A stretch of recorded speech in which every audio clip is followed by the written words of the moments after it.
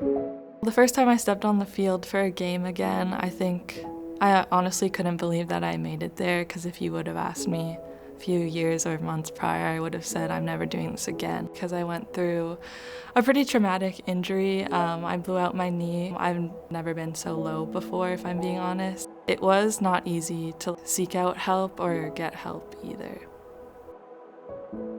You feel for them because we care about them first and foremost. We care about them more than just how fast they're swimming in the pool.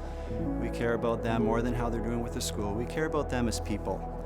And if they're not in the best place that they can be with their mental health, then everything else gets put on the back burner, because we want to see these young student athletes thrive, not just survive at UBC. I get to work with all of the coaches and student athletes at UBC, and the thing that I'm really noticing right now is that this isn't a problem for the unique few. I think there's always been the perception of there being a stigma, especially with more macho sports like football. Sometimes it can be difficult, people being open emotionally and talking about their own struggles, and at the same time exuding the confidence that I think people typically associate with the best football players and mental performance at a high level. We're getting more and more student athletes struggling with mental health, so it's got to be a big priority. You know, we talk about injuries to athletes and making sure that they're fit and healthy. Well, it's just the same with mental health, and a good, healthy player is what produces performances, because they're all highly motivated, they're all driven by success. So lots and lots of pressures that they face on daily.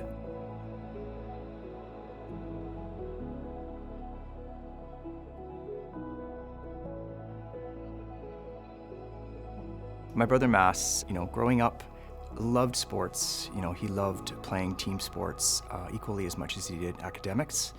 And, he was fortunate to pursue both of these passions right here at UBC.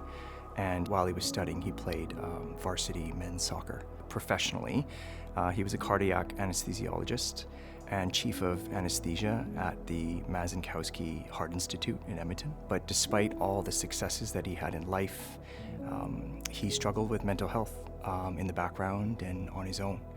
And that was difficult for him. And in 2017, he tragically took his own life. And my friends, my family, his teammates, his colleagues, we were all shocked and devastated.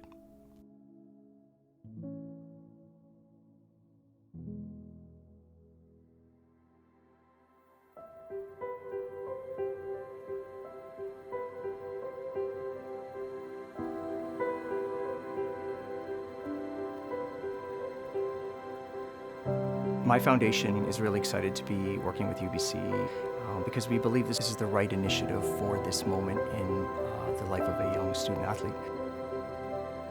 Mental health issues have really become a global concern, and there's a scale and a spectrum of support that student athletes need. But what we really need is more so that we can catch some of this early. UBC Athletics is so grateful to have the Mass Yukawa Foundation on board and in the game with us.